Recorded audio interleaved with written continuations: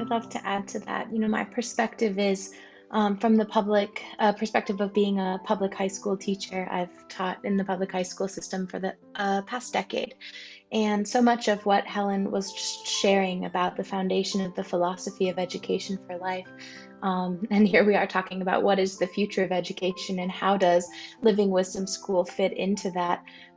Living Wisdom School is grounded in the principles that are just now on the cutting edge of what we're beginning to see education moving toward. We're asking the question in education, how do we help foster student success? And for so long, that success has been measured in quantitative ways. Grade point averages, what college are you going to, different things like that, all of what Helen was expressing.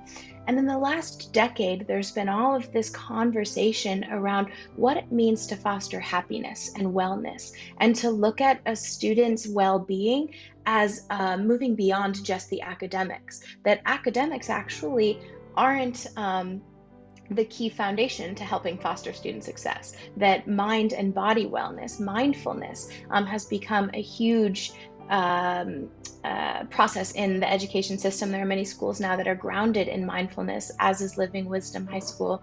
Small learning communities, or what we call schools within a schools, have become very popular in the education system.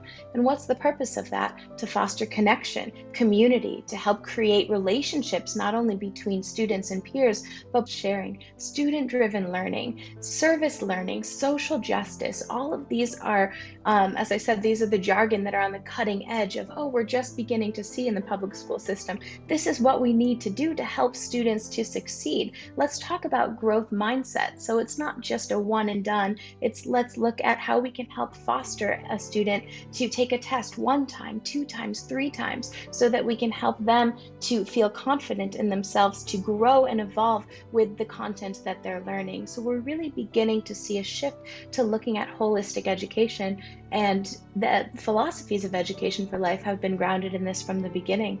So what we are just beginning to see and what we're just beginning to explore in public education is what's the very foundation, and it's rooted in all of what education for life is.